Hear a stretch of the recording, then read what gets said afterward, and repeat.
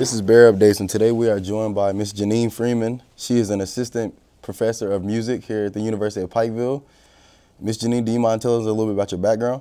Well, thank you so much for having me here, and certainly. I'm originally from Indiana. That's where I grew up, and that's where my love for music came into my life. It's always been a part of me. I studied music at a couple of universities there, and came here to the University of Pikeville after teaching at Morehead State University for 5 years. I came here to help one of my friends and former colleagues work with voice students, and I taught voice here as an adjunct professor for 1 semester. I loved the environment, and the university offered me a position, and this is my 10th year of teaching here. It's hard to believe that. Okay, I'm aware that I've been informed that y'all are working on Music in Our Schools Month. Do you mind telling us a little bit what that is? Sure. Music in Our Schools Month is a nationwide observance, celebration of music education. And it's a tradition that was started initially in the state of New York. And for maybe about 5-10 years, somewhere in that time span, the schools within that state coordinated and had a number of events, particularly concerts that would take place. And those concerts would be labeled in celebration of music in our schools. Well, an association that I'm a member of, the National Association for Music Education, decided to take this idea and create a nationwide observance. And in 1985, the first National Music in Our Schools Month celebration occurred. So I'm affiliated with that organization still to this day, and I have great colleagues here in District 9 of the organization. And we had talked about having some kind of concert where the area music educators would have a chance to perform.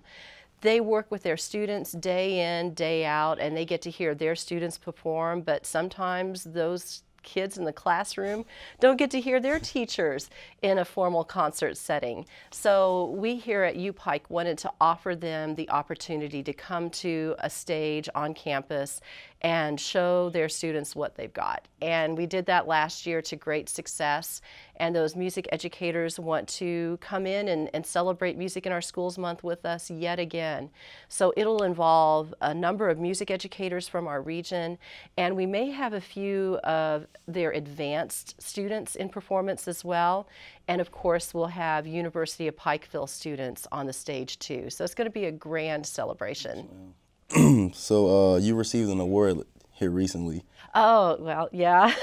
I always feel humbled by this, in all honesty. We have such amazing music educators in our region, and this is an honor that's given to whoever receives it by their peers, their professional peers. And all various levels of music instruction are observed and honored. So we had someone who received an award for high school level of education, middle school, elementary. And this past year, for 2015, they named me as the KMEA, that's Kentucky Music Educators Association, the KMEA District 9 College University Teacher of the Year. And it is just an incredible honor that they would, bestow that upon me. Wow. Yeah, it's really humbling. Yeah. Congratulations on that. Thank you. Do you mind telling us about any upcoming events around here? Sure. I mentioned our celebration of Music in Our Schools Month, and on March 31st, so that's going to be at the end of this month, we're going to have that concert in Chrisman Auditorium, and the start time for that will be 7 p.m. And I encourage the audience members who may be viewing this broadcast to come on in, because we'll have a variety of music featured. We may have some jazz performed that night. We may have some classical works. We may have musical theater. We may have some popular selections. All kinds of instruments, all kinds of voices will be featured. So it's a wonderful program. March 31st, that's Thursday night at 7 p.m. We do have some concerts in April and May, and if you like, I could tell you a bit about them. Please. Okay. Here at the University of Pikeville, we have a number of students who are pursuing studies in the music area, and we have a number of music minors and arts administration majors who are graduating at the end of this term. Some of those students are going to be performing their senior recitals this semester. One of them in April, and that's Kelly Arnett. Kelly Arnett has been studying voice for the past 4.5 years or so. So she's going to be singing a fantastic program of music featuring some classical music, jazz, as well as some popular selections that she's arranging for performance. Music by Simon and Garfunkel, Billy Joel, and the Eagles. And she may, I'm not sure, we're still working it out, she may actually play and sing on some of those selections because she's a pianist as well. Yes, so that's April 17th, Kelly Arnett's senior recital at 7 p.m. in Chrisman Auditorium. On April 26th, our choir, the University of Pikeville Concert Choir, will be featured in the annual Spring Choral Concert. That's Tuesday, April 26th, 7 p.m. in Chrisman Auditorium. Are you noticing a pattern here? Chrisman Auditorium is a place yes, to be. at 7 p.m. And this concert, though, our featured artists, so to speak, will be the University of Pikeville Concert Choir, but we will also have members of our community choir. The U-Pike Community Chorus will be present there. We will also have some musicians from around the region who will come in and add their instruments to the mix on some of those pieces we're performing. So it's going to be a big concert featuring a lot of musical talent. And then one other concert that some of our viewers may be interested in, well, actually two concerts that our viewers may be interested in attending.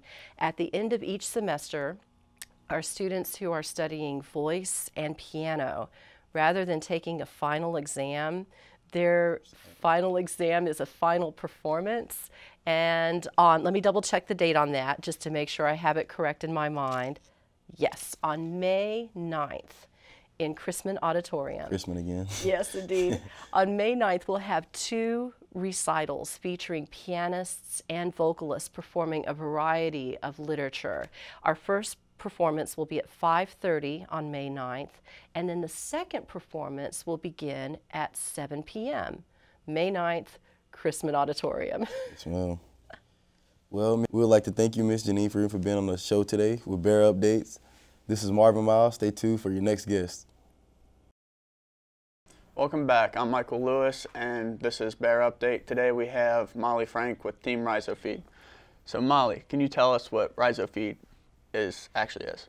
RhizoFeed is actually a group of science and business students that have come together to form an actual business. We're RhizoFeed LLC.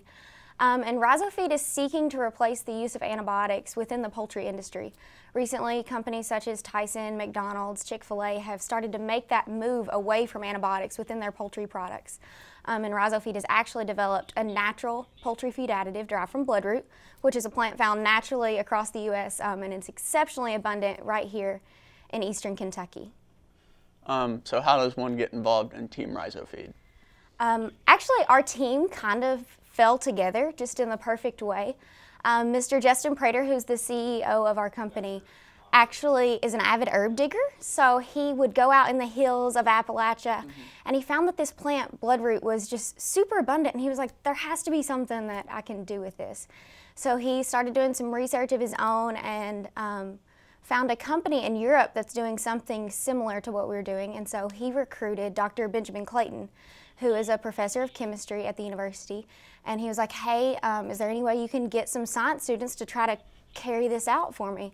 And so he recruited myself and Wesley Barnett and Erica Newsom, and we actually developed the product. And then from there, we picked up Mr. Matthew Thacker, who's our our CFO. So we all fell together kind of randomly, but it's definitely the perfect mix of a team.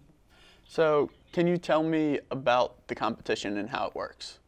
Yes, so the competitions, I don't know if you're familiar with Shark Tank, but they're actually very similar to that. Okay. Before the competition, we submit a business plan, which basically is just the very business formal side of everything. I'm not super familiar with that being a science student, but our business students put together a business plan, submit that, and if the judges like the business plan, then they invite us to the competition.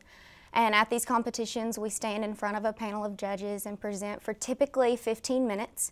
Just pitch our product, how we plan to run the business and things like that, just like they do on Shark Tank.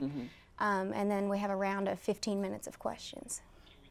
So can you tell me about how it feels to actually have won the competition with Team Rhizofeed? Oh my goodness, it's completely crazy. Actually, the team formed a little over a year ago, so we're pretty new. Just a year ago, we were actually complete strangers. So for Rhizofeed to have such success that it has, it's just completely crazy to me. Just to add a little bit to that, I actually quoted this to somebody the other day. A lot of times at these competitions, I sit in the audience and listen to these other larger schools such as UCLA, Rice, Purdue, with all these, you know, big name business schools, and I'm like, how is Rhizofeed even here? You know, we're from small town Pikeville, Kentucky, but it's truly an honor and a blessing.